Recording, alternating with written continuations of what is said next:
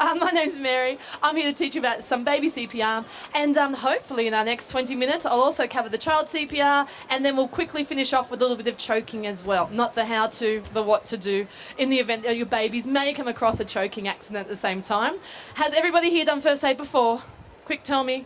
Oh, of course you have. Well done. But for my virgins who have never done this before, perfect. Because CPR and first aid, it keeps changing every single time you do a first aid course. Today, it is very practical. First aid should be very simple. You should never be overwhelmed by information, and it does keep changing every time you do a course.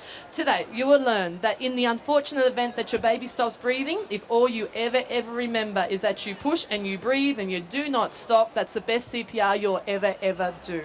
Today I have some babies that are going around the crowd as well, so you're more than welcome to practice these skills on my babies, not your babies. Make sure you take mine instead, and we can pass them around if you're comfortable to do so. And Mel is around here as well, and she'll help you do that at the same time.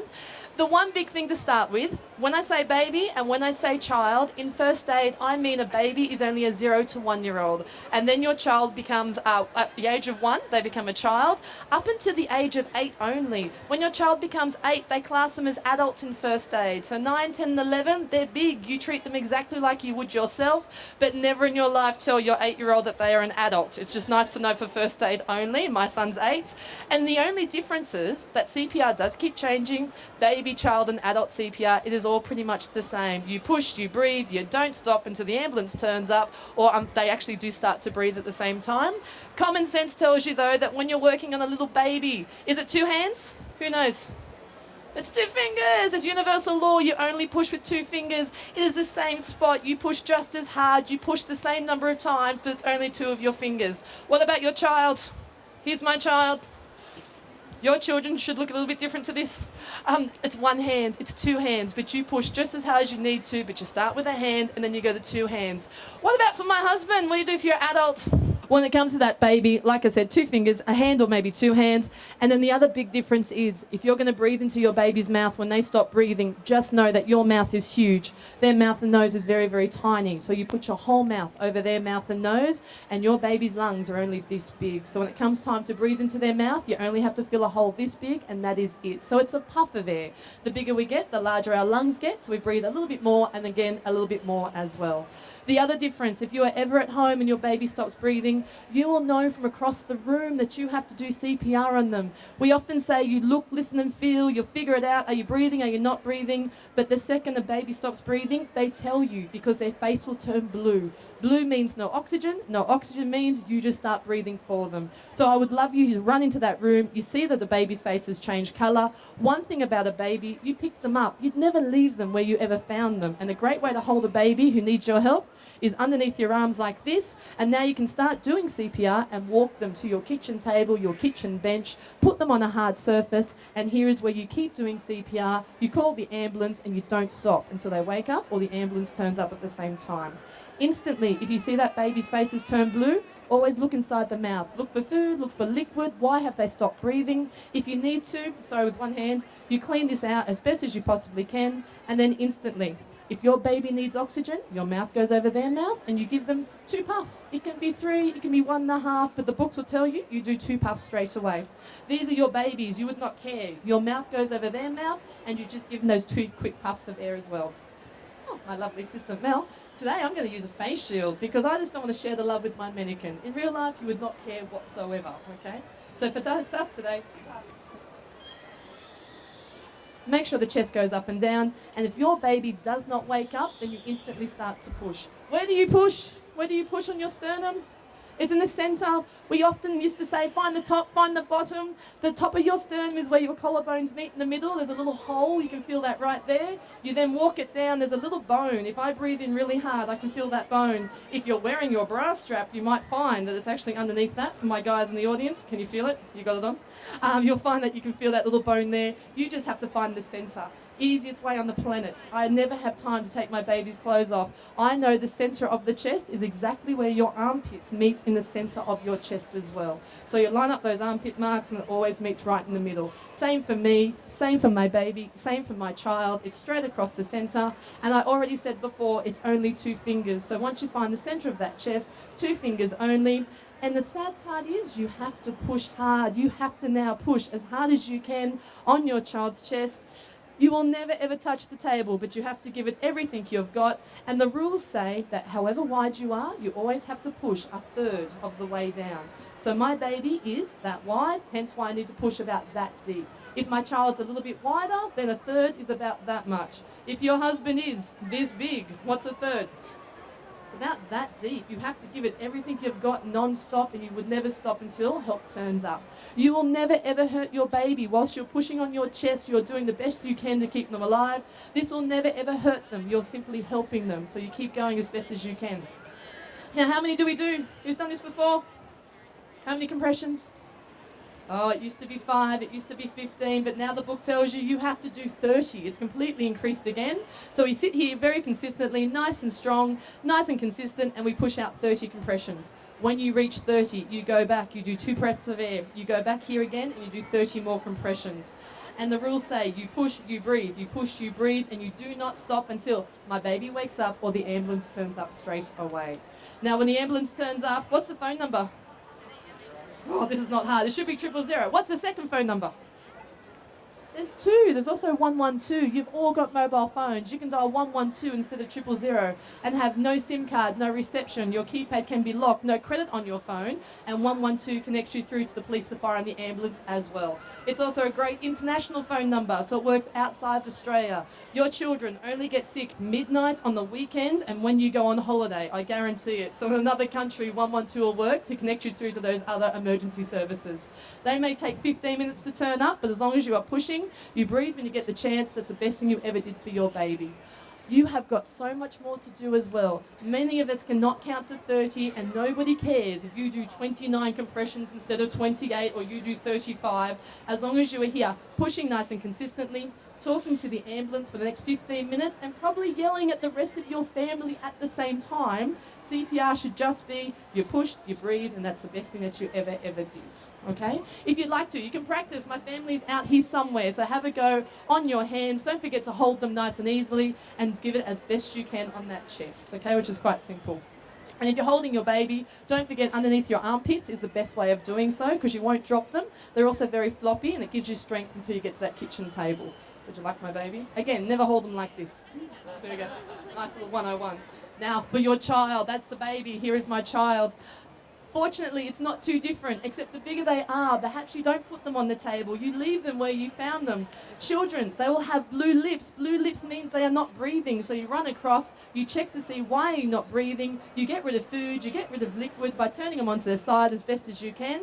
And then a really, really big difference. You know your babies have got very big heads but very, very small necks, and you always have to support a baby's head and never ever drop it back. But when you guys get a little bit older, we all breathe a whole lot better if you pull back somebody's neck as well. So when your head goes back, you breathe more and your tongue comes off the back of your throat at the same time. So for my child today, I'd pull back his head and I'd breathe with his head back. Your mouth is also probably not big enough to cover his mouth and nose. So when it comes to a child, pinch the nose, pull back the head, and just put your mouth on top of their mouth at the same time. And if I'm going to breathe for you, then I breathe enough for the chest to rise and fall, and then leave it alone. If he wakes up, I stop. If they don't wake up, I start pushing on the center of his chest. Now it's not 2 fingers, it's a hand, it's probably 2 hands, and you have to push that whole third, and you do not stop again until he wakes up or the ambulance turns up at the same time. Now, I keep saying that your baby will turn blue, and on my beautiful children here, their faces are naturally very light in skin colour, so you would see blue from across the room. But if you're ever looking after a baby who's a little bit darker in their appearance, blue will not be seen here, but always check inside the mouth, because our tongue or the gum inside your mouth is always the same colour no matter who you are. So if they're blue inside the mouth, that means they're not breathing, and you start breathing for them straight away at the same time as well. Now with my little man here, sorry I can't do it with my microphone, I pull back his head, 2 breaths, and if that doesn't wake him up, you find the centre of his chest, and you push. This is much easier on the floor. It's better on the coffee table, somewhere high, somewhere hard, and again, nice and hard, and you'll never ever hurt them. You're only helping them for as best as you possibly can. I hope that this child wakes up before the ambulance turns up. Quite often it's not their heart, it's from water, it's from an allergy, it's from asthma, it could be from food stuck in their mouth. So if your baby wakes up before the ambulance turns up, older people and the old man outside would say roll them in the recovery position, wait for the ambulance still, but the second your baby wakes up, I will never ever expect it to see in the recovery position, on the kitchen bench, and you're just waiting for the ambulance. If they wake up, you hold them, you never let them go, you still wait for the ambulance. They're crying, you're crying, best sound that you'll ever hear in your life. So common sense is perfect, but you still wait for that ambulance to turn up as best as you can. Now, just quickly to finish off, because I hope you never have to do CPR ever in your life, but one of the reasons for CPR is that often children do unfortunately choke and they put things in their mouth and they try to swallow everything. There is what you see on television, then there's definitely what you're allowed to do. So I'm just going to steal back one of my babies for a second. We're just going to show you how to look after him if he's choking. On TV, what do you think we do for choking? Yeah, do we like this one? The Heimlich Maneuver works very well on the love boat, Mrs. Doubtfire, the Kardashians learnt it the other week.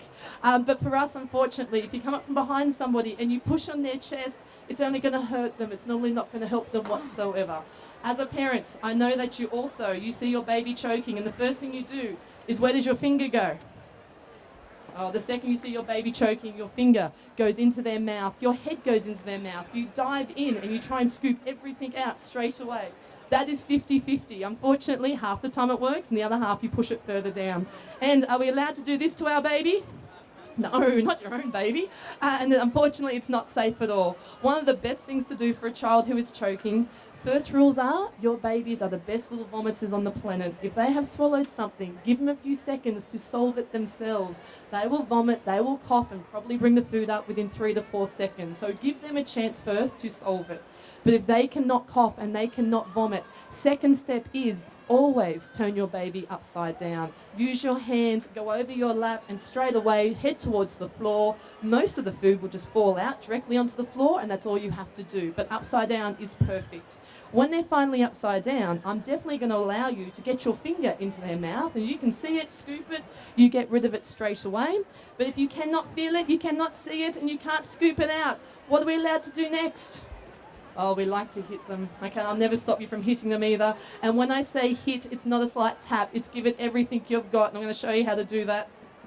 I'm going to hit my baby. I find the sensor, and with the heel of my hand, pull my hand is up. You're allowed to hit my babies if you like to. And it's hard. And how many hits are you allowed to do?